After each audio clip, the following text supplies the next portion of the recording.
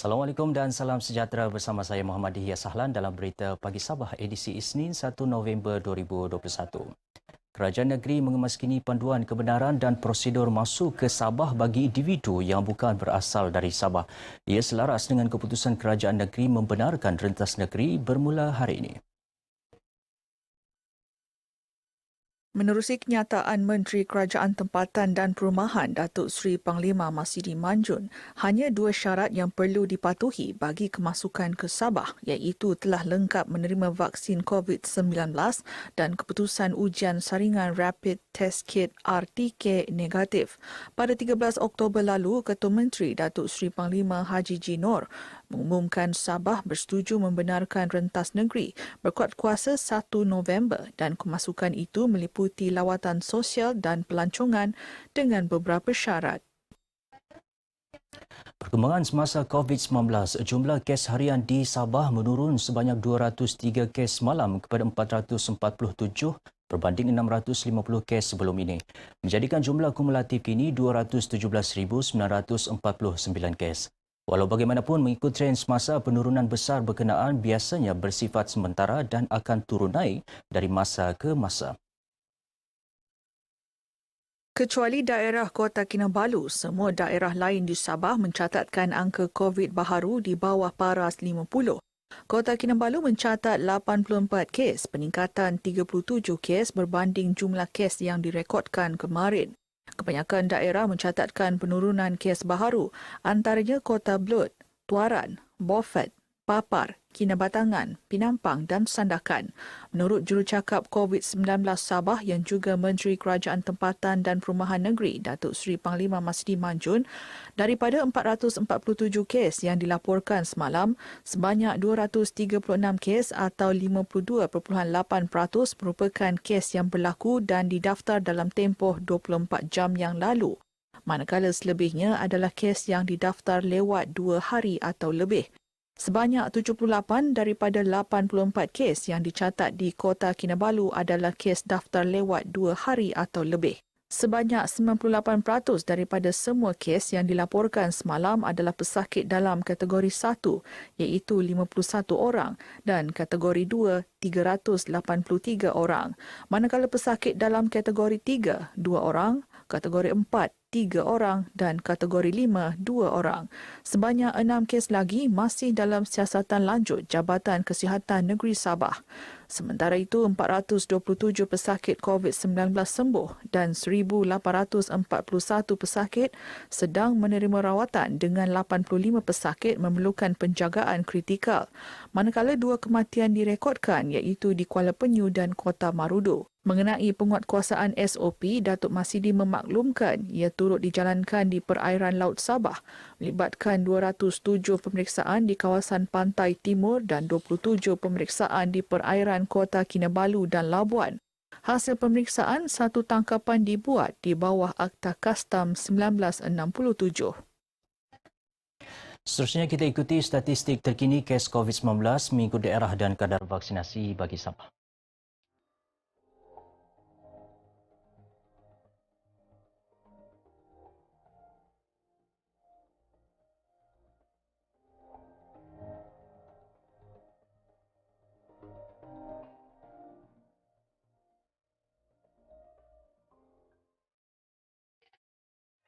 Kementerian Kerja Raya akan memanfaat sepenuhnya peruntukan yang disediakan dalam bajet 2022 untuk pembangunan luar bandar khususnya di Sabah dan Sarawak. Ia bagi memastikan pembangunan infrastruktur luar bandar di kedua-dua negeri berjalan lancar dan dapat dinikmati rakyat sepenuhnya. Dalam masa sama, merapatkan jurang pembangunan antara Sabah dan Sarawak dengan Semenanjung. Kita juga menyambut baik adalah peruntukan yang besar yang diberikan lebih daripada 2.5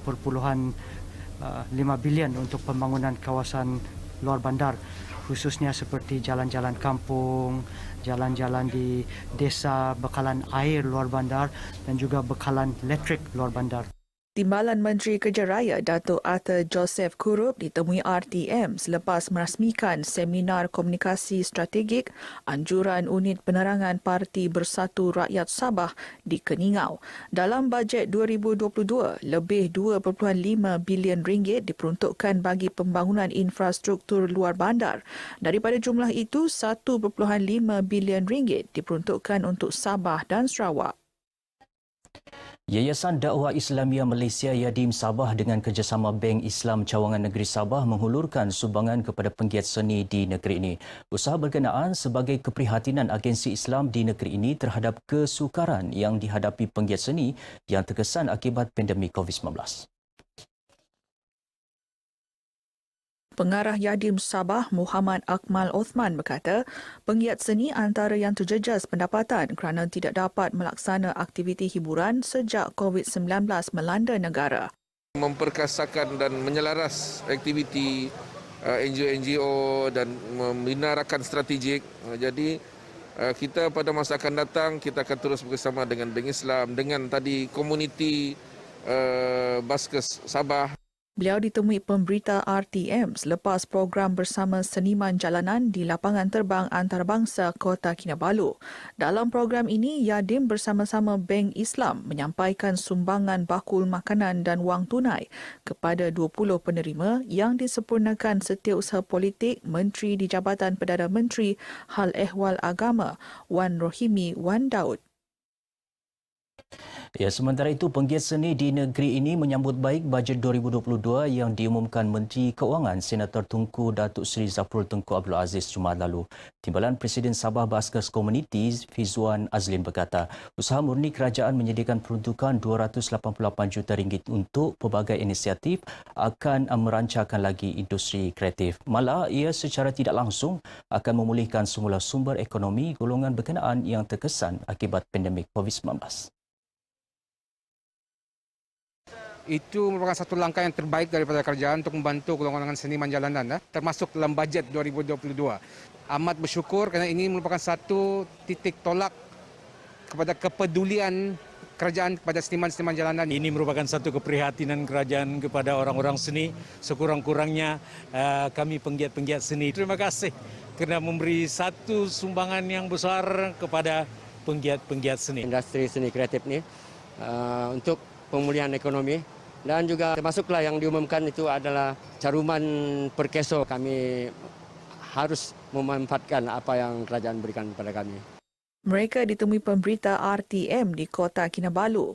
Dalam pembentangan bajet 2022, kerajaan memperuntukkan 288 juta ringgit khusus untuk industri kreatif selain menawarkan bantuan grant, dana dan skim insentif berjumlah 40.48 juta ringgit.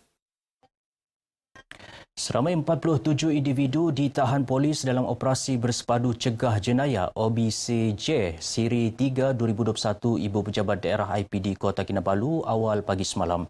46 daripadanya ditangkap di bawah 3 seksyen berkaitan dadah dan seorang di bawah Akta Bahan Kakisan dan letupan senjata berbahaya 1958. Menurut kenyataan Ketua Polis Daerah Kota Kinabalu, ACP Muhammad Zaidi Abdullah, operasi dijalankan antaranya di Tanjung Aru, Kampung Likas dan Pekan Telipok melibatkan 72 anggota polis dibantu skim rondaan sukarela SRS. Sebanyak 42 kompaun dikeluarkan atas pelbagai kesalahan pelanggaran prosedur operasi standard COVID-19.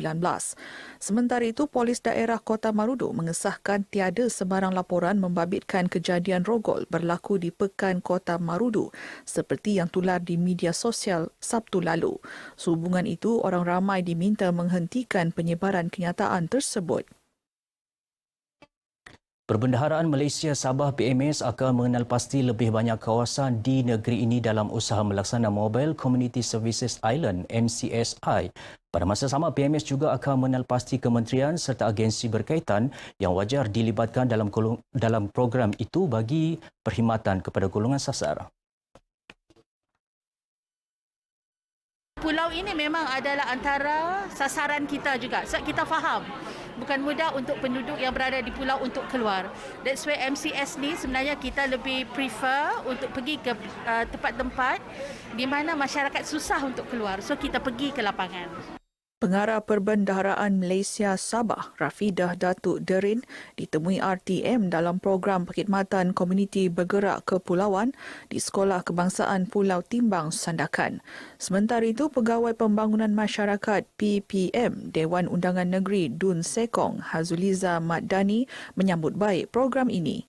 Pada hari ini banyak konter-konter yang dibuka di kawasan tapak program ini yang mana ini akan memudahkan penduduk-penduduk kampung. Sehingga kini, perkhidmatan komuniti bergerak kepulauan telah dilaksana di 28 lokasi seluruh negeri dengan memberi manfaat kepada kira-kira 24,000 penduduk. Sebanyak 26,076 ketua isi rumah KIR daripada komuniti kawasan rukun tetangga KRT di negeri ini menerima bantuan bakul makanan melalui program RT Cares sepanjang tahun ini. KIR tersebut terdiri daripada mereka yang terjejas pandemik COVID-19 dan merupakan komuniti KRT. Di negeri Sabah kita ada 1056 kawasan rukun tetangga dan daripada 1056 rukun tetangga ini lebih kurang 80% rukun tetangga telah melaksanakan program RTK ini.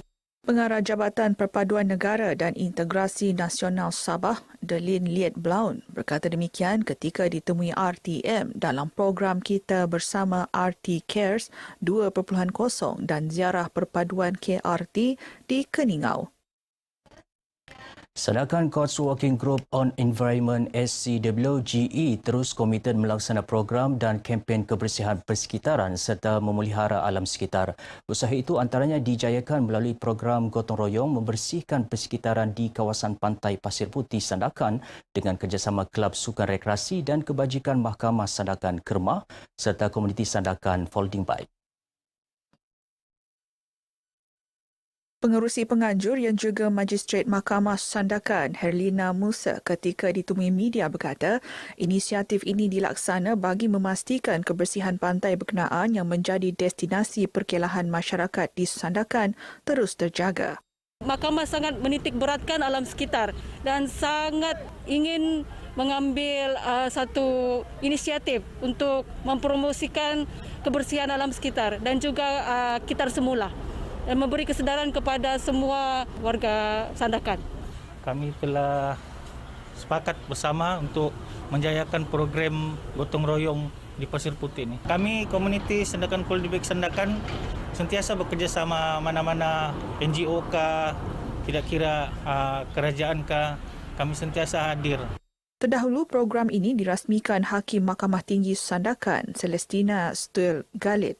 Seramai 70 individu termasuk kaki tangan Mahkamah Sandakan dan komuniti Sandakan Folding Bike menjayakan program ini. Baik saudara, sekian dahulu berita pagi Sabah. Terus patuhi SOP bagi mengekang penularan COVID-19. Saya Muhammad Hiyas Ahlan. Assalamualaikum dan salam hormat.